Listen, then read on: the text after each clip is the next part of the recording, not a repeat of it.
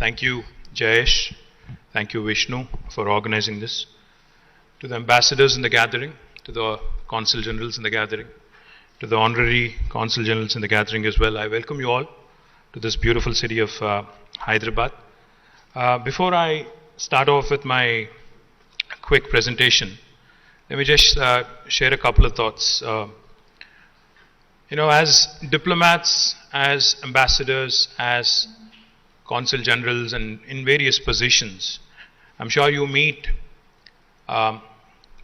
people in public life, ministers, you meet prime ministers, you meet the chief ministers, you meet businessmen, and you meet people of various hues and shades across the spectrum in India when you're positioned here.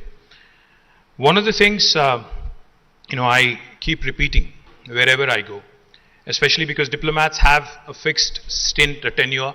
You're here in the country for a few years, and then obviously you go wherever your job takes you. One of the things I keep hearing, because I've been a minister now representing the Industry and Commerce Department, the Information Technology Department for the last 8 years.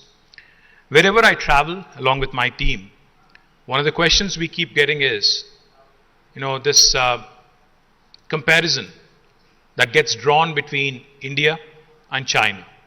Because, both are large countries, similar size in terms of population. We're about 1.4 billion people. I think they are 1.43 billion or 1.44. And I'm sure India will, very soon, in the next few years, actually be the most populous nation in the world. So one of the things I keep hearing, for lack of information, for lack of understanding, I guess, is if China can get something done so quickly, why is it different in India, is what I keep getting asked.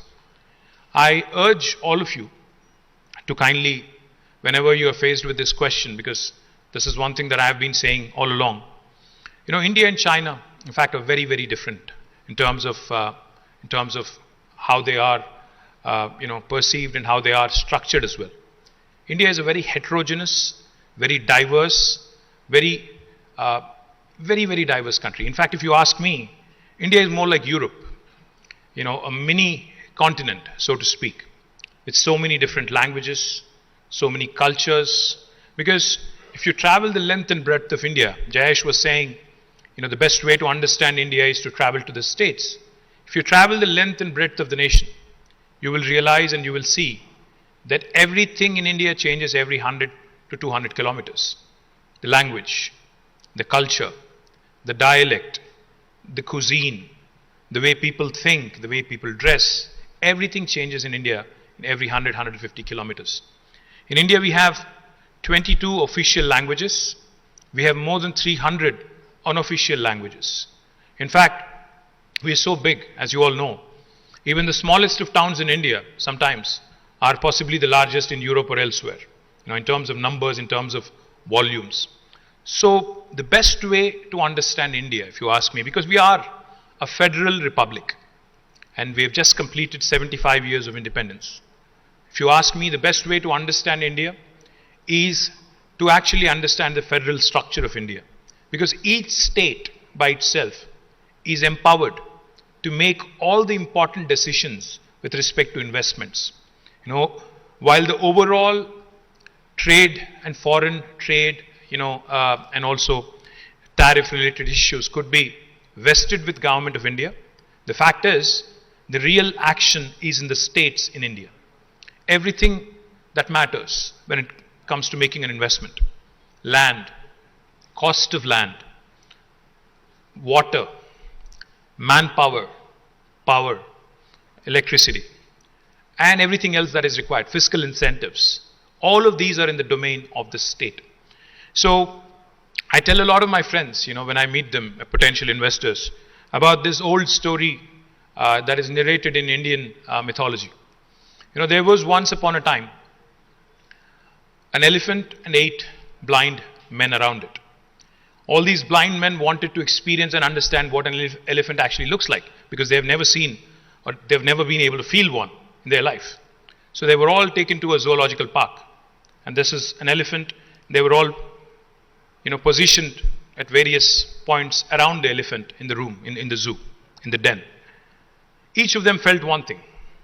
One felt the trunk, another one felt the legs, another one felt the humongous body, another gentleman felt the tail, somebody else felt something else, but each of them, after the experience, were asked, so how was it?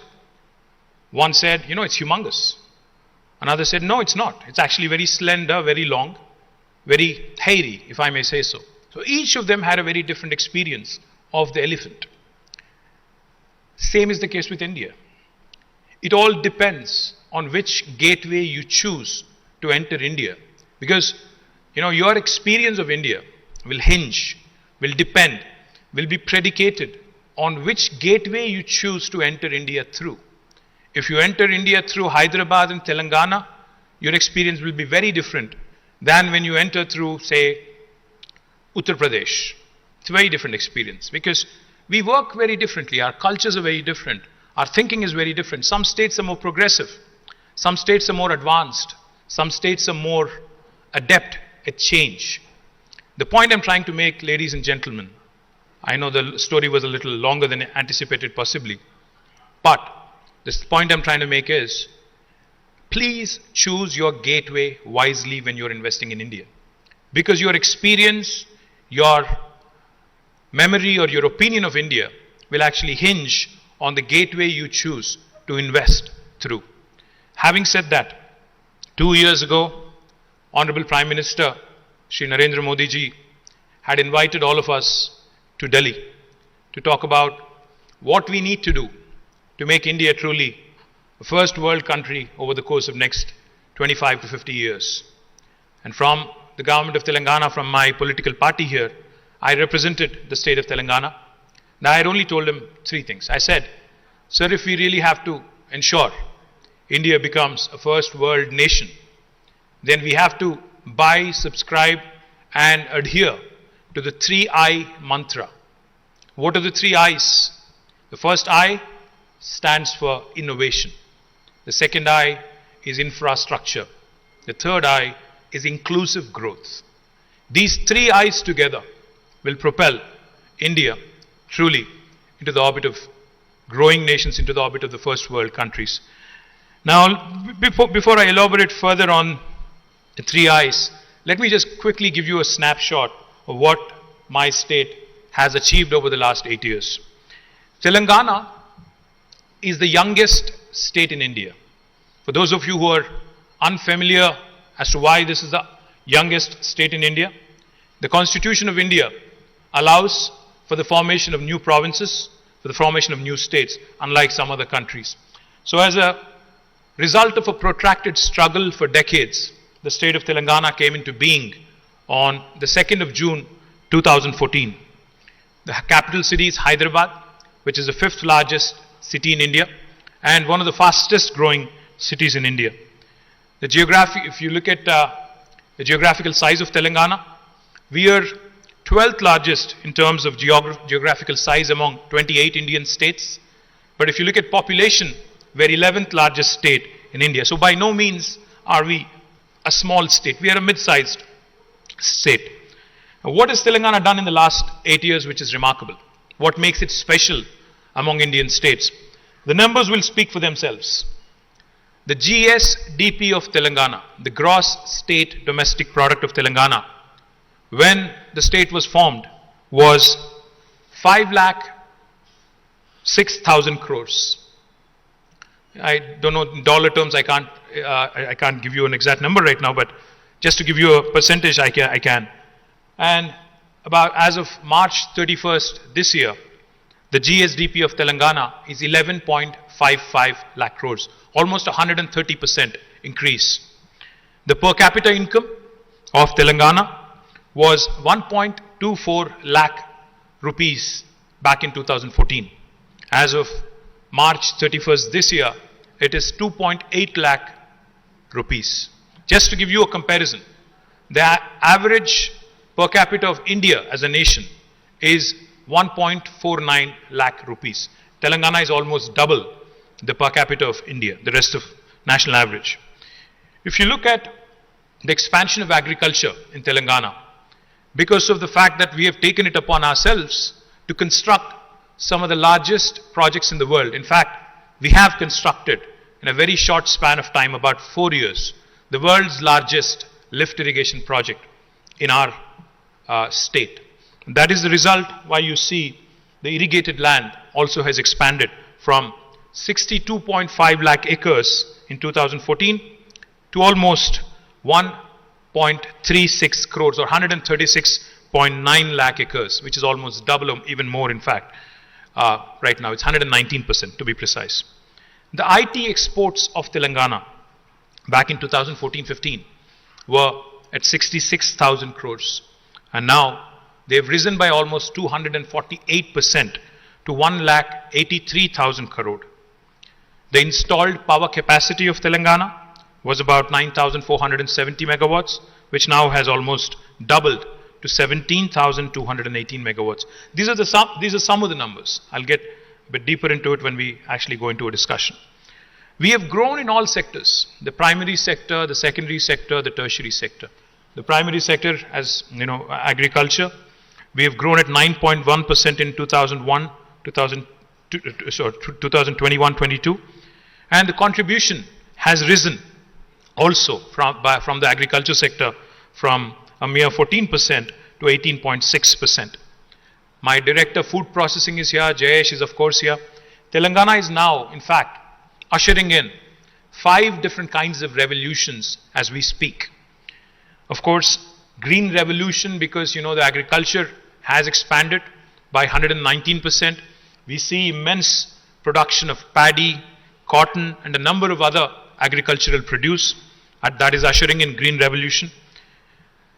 We are in fact a land of 46,000 lakes and tanks, and therefore government of Telangana has taken it as a challenge, as a priority to encourage inland fisheries, and government of India has recognized us as a top state in inland fisheries, and which is ushering in a blue revolution. In fact, now we are at a stage, because of the newly built reservoirs and because of the rejuvenated tanks and lakes, we are at a stage where we can export fishes and prawns and shrimp from Telangana to United States and to Europe as well. We are also witnessing a strong white revolution. We have become one of the strongest states in dairy sector as well because of government's focus and additional incentives that are being given to the dairy farmers. We are also in fact ushering in a pink revolution in meat processing, because in Telangana livestock development has been taken as a task as well to improve rural livelihoods. As a result, the livestock in fact has doubled in Telangana, especially sheep has doubled in Telangana over the last 5 years. And Telangana also wants to ensure that the country does not remain dependent on imports for edible oil from Malaysia, from Indonesia. So therefore, we have started encouraging oil palm in a big way. Our target is ambitious: 20 lakh acres of oil palm cultivation over the next 5 years. And that will usher in, we believe, a yellow revolution, which will also help the rest of the nation.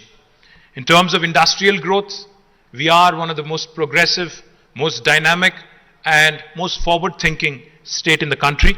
Our growth rate is by far, the highest in the country at 20.2%. And the contribution of the industries sector is almost 29%, 28.6% to be precise. Those of you who do not know, or those of you who possibly are not aware, since we are not yet fully out of the pandemic, let me share with you. I don't know how many of you know this, but Telangana is home to 1/3 of global vaccine supply. We are the city where 1/3 of global vaccines are produced. I'm not talking India, I'm talking globe. Because, even COVID vaccines that came from India, the 2 COVID vaccines that are indigenous, have both come from Telangana. Serum Institute, of course, was manufacturing for AstraZeneca, so I don't count that as an indigenous vaccine. The 2 vaccines, Covaxin and Corbevax, both of them came from Hyderabad. To be precise, 9 billion doses of vaccine are produced per annum from Telangana. So that gives you a sense of what is going to happen. And recently, in fact, because of the Quad program. One of the large companies here called Biological Advance has signed up a deal, and they are expanding, which will take our vaccine production to almost 50% of the globe from one single state, and that is Telangana. Let me also give you another example about our strength in life sciences. The largest number of US FDA approved manufacturing facilities for any single province in the world are in Telangana. The second largest is in New Jersey in the United States. The largest number of US FDA approved manufacturing facilities in pharmaceutical production are in Telangana. More than 250 such units exist in Telangana. That makes us the pharmaceutical capital of India, the life sciences hub of India, and of course one of the most important life sciences nodes in the world as well. And we are of course growing it. I'll talk a bit about it later. We are also a powerhouse in aerospace and defense. I don't know again how many of you know this, but President Joe Biden's helicopter cabin is also made in Telangana. In fact, Sikorsky is the company which manufactures it.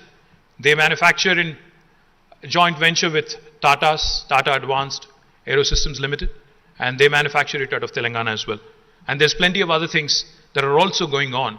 And I can even arrange for a tour so that you can get a look at some of the engines, the LEAP engines that are being manufactured, some of the world-class fighter jet empennages that are manufactured, some of the fuselage that is manufactured for helicopters such as Apache, all made in Telangana, all coming out of the city of Hyderabad.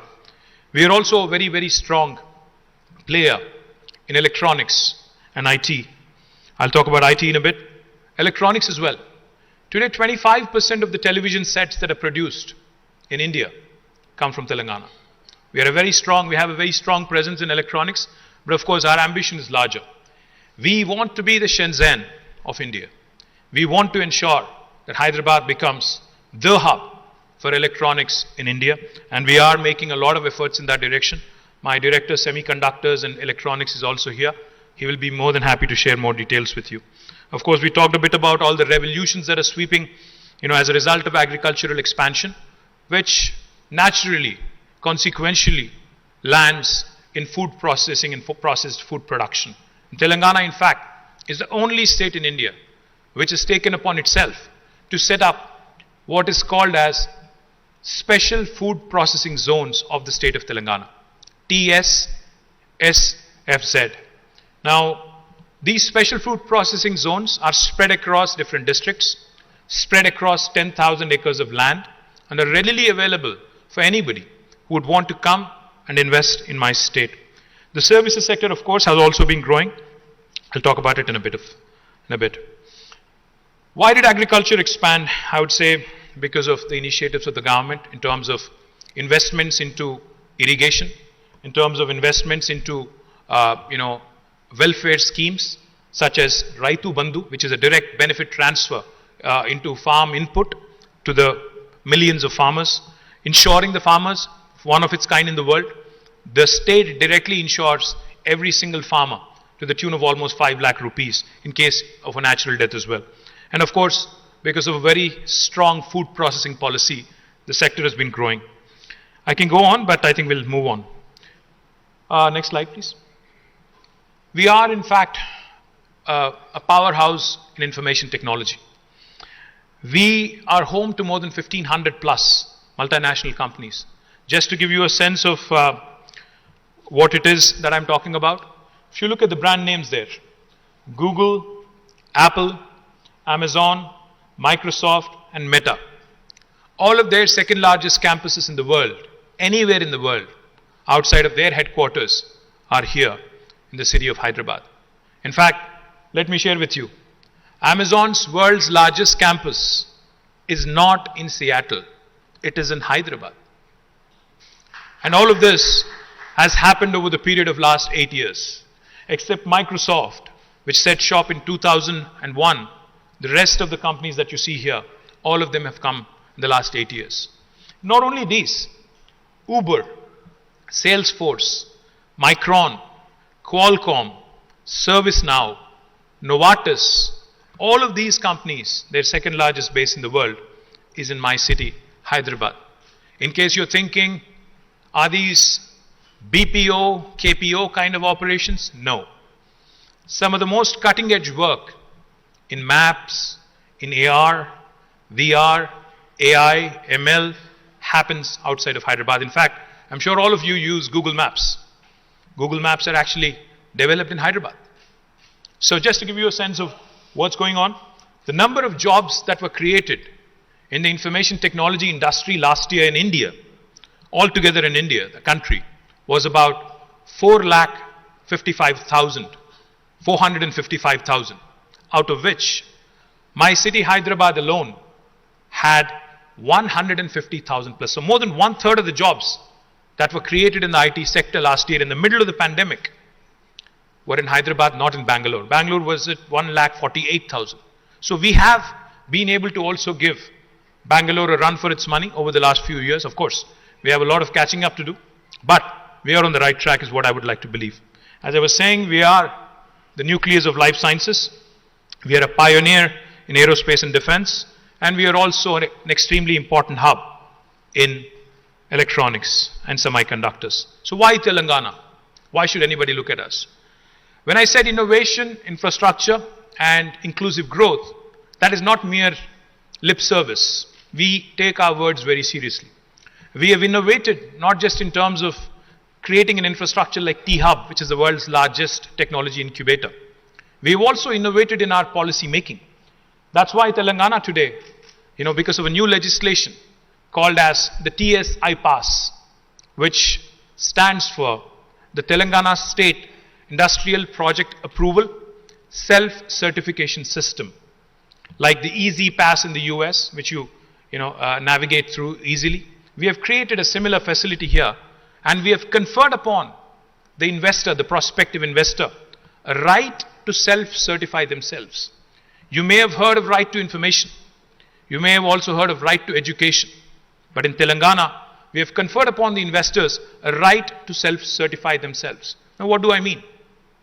What I mean is, if you are an investor, a foreign or Indian, doesn't matter, you have a piece of land and you want to start construction. You actually do not need any clearance from government of Telangana. You don't need a permission from the municipality. You don't need a permission from the Gram Panchayat. No permission needed. And this is backed by legislation. You can hit the ground running. You can start construction of your factory on day one. Only for regulatory purposes, we request that you submit an application online on the TS-IPASS portal, because we need to know who's doing business in my state. We need to know what kind of employment is being generated, what kind of taxes we are likely to accrue, and what kind of sector you're investing in. Once we receive your application in the TS-IPASS portal, my efficient team will ensure that irrespective of how many departments have to clear your proposal, it could be 30, it could be 35 sometimes, all clearances by statute, by legislation, will be conferred within 15 days. You can say that, okay, I've heard this before. You can of course say, with a bit of cynicism, I've heard this before. Every state I go to, they give me the same thing. How are you different? We are different because if we don't deliver on the 15-day window, on the 16th day, it's a deemed approval. It's an approval by default backed by legislation. Even the government cannot contest it.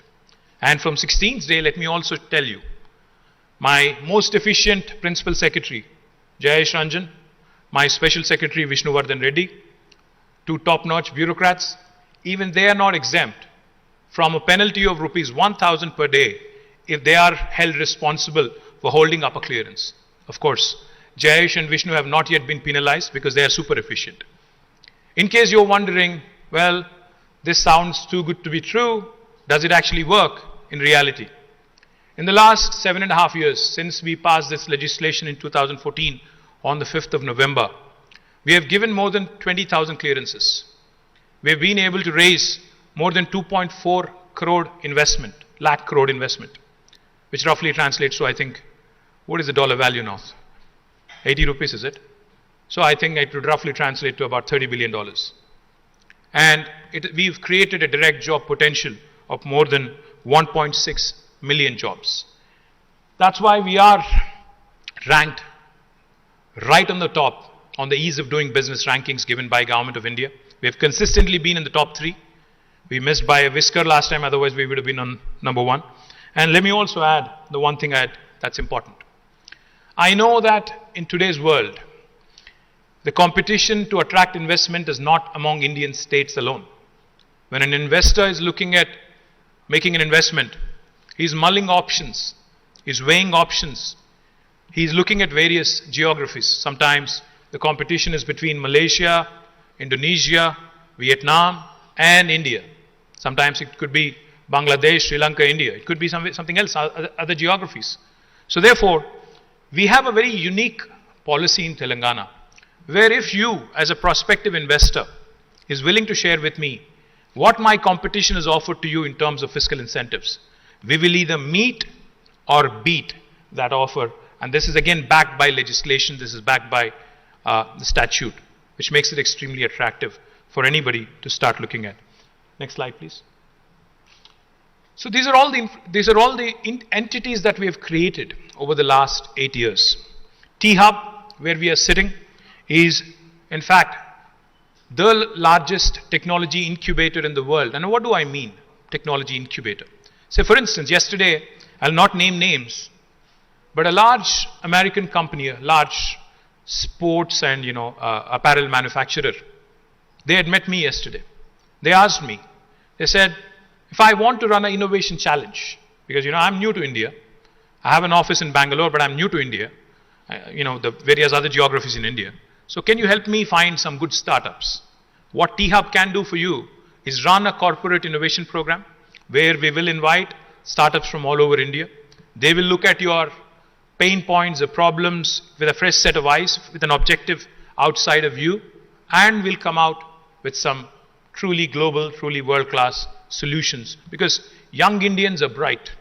Young India has an aspirational value that is truly global in nature. That is what we want to do through T-Hub, create a platform for young India to come, innovate, and to offer solutions to the rest of the world as well. We've also created what is called as the Telangana State Innovation Cell, TSIC. What is it? TSIC is basically ensuring that the inclusive growth piece that I talked about, the T-Hub in Hyderabad should not be the only focus, because the urban-rural divide in India is something that we all lament about. We wanted to use TSIC, the Telangana State Innovation Cell, to reach every nook and corner of Telangana, to reach out to the rural entrepreneurs, to reach out to the social entrepreneurs, to reach out to entrepreneurs cutting across ages, young, old, middle-aged like me, whatever, but ensure that innovation wherever it is, they are also given an opportunity. We have also created V-Hub, one of its kind in India, the Women Entrepreneurs Hub. And for those of you who have not had a chance to visit V-Hub, I urge you also to pay a visit. It's right across the lake and a beautiful facility. The CEO is here, Deepthi somewhere. So this is again to support women entrepreneurs, to ensure that their dreams are given enough in terms of tailwinds and in terms of support. T-Works is India's largest prototyping facility. In fact, we will be unveiling it. It's right across, in fact, T-Hub facility. You can see it from the windows here. It is to promote and nurture a culture of manufacturing, culture of prototyping. And it is India's only and largest, of course, prototyping facility. A lot of times in India, you'll see the academic institutions doing wonderful work, the CSIR labs, but most of the work that happens is not relevant in the real world. So to bring about a coordination between industry, what the market is thinking, and what is happening in the academic world, we have created an institution called as RICH, the Research and Innovation Circle of Hyderabad. It is to ensure we take care of the IP that is generated. It is to ensure that the research that happens is in orientation with the market alignment. The last institution, which is I think most important, TASK, the Telangana Academy for Skills and Knowledge. Anyone who wants to start an enterprise in India will need skilled manpower. In Telangana, we do it differently. Say, for instance, if a Korean firm is wanting to come and invest in Telangana, if you're willing to share with me What are the skill sets that you're looking at, in terms of your employees? Say you're willing to engage 500 people. For example, Hyundai has a huge R&D center here, about 1,000 people work there. And if Hyundai is looking to expand, let's take it as an example. If Hyundai is giving me the details of the workforce that they are wanting in terms of skills, we will train a task at our cost. 1,000 people if you're looking for 500. You can then cherry pick the best 500 and make sure that they join your team. What is in it for me? The local youth getting employment is the objective of the government of Telangana. Next slide, please. We are one of the leading startup hubs in India. Of course, we are competing with Bangalore, we are competing with other cities, but we are growing and growing fast. We already have a few unicorns as well from Telangana, but there are plenty of soonicorns is what I would like to believe. Soon to be unicorns is what I would like to believe. We are, in fact, next slide, a powerhouse of talent. We have a number of wonderful world-class institutions, academic institutions.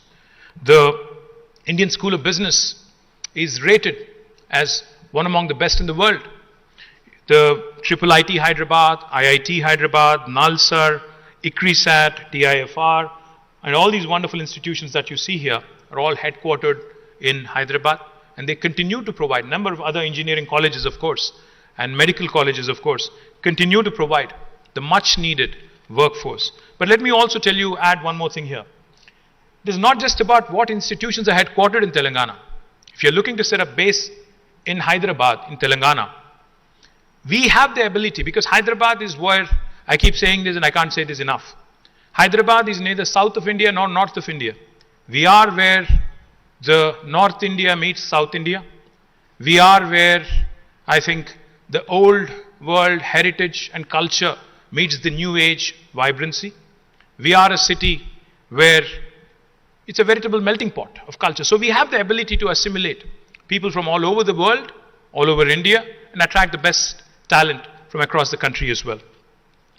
Hyderabad, of course, has been growing and growing rapidly. In fact, an agency called as Mercer, which rates cities on livability index, has rated for 5 years in a row from 2015 until 19. And since then, they have suspended their rankings because of COVID. 5 years in a row, we've been rated as a city with the best quality of living among all Indian cities. So for those of you who are from Delhi, Bangalore, Chennai, I think time to pack your bags and move to Hyderabad, is what I'm saying. Let me also add, that Hyderabad has been rated as a city which is dynamic by JLL on the Global City Momentum Index. We've been ranked 5th, 1st, 2nd, and 1st. And these are world rankings, not Indian city rankings. These are rankings given by JLL in the US. And of course, like I said, we are shielded. We are geographically bang in the middle of the country, extremely well connected to the rest of the world. We are one hop from any part of the world. And more importantly, we are shielded from all natural forces. We are not prone to earthquakes because seismologically we are in one of the most stable locations in the world. We are not close to any ocean, so no tsunamis, no cyclones.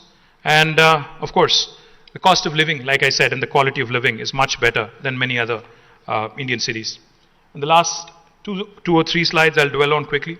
So what is it that I'm trying to propose to you? Of course, we are looking for collaborations on multiple fronts. In education, we want to associate with the best in the world. ISB, I talked about, is a culmination of the result between Wharton and a number of other United States universities and schools. Likewise, we recently entered into a memorandum of understanding with King's College for Hyderabad Pharma City to set up a life sciences university. We have also entered into an MOU with Deakin of Australia for a national center for additive manufacturing. We also have entered into a MOU with Thailand for trade relations, the first state in India, in fact. We've also entered into an MOU with Bolivia to supply lithium so that we can encourage more and more of electric vehicles and lithium ion cell manufacturing and battery manufacturing as well. And we are the only state that has done this. We also are looking to, of course, engage in trade and investment opportunities. We're looking at partnerships with various industry bodies across the world, such as USIBC, UKIBC, etc. We, of course, continue to work with institutions like JICA, etc. So, all in all, I think in the little time that was given, I think I hope I've been able to convey a sense of who we are, what we do, and what we're looking for. I thank you once again, all of you, for this, for the time you have taken out of your busy schedules and have chosen to join us here. Thank you very much. And any questions, any comments, I'm happy to address and I'm happy to take. Thank you.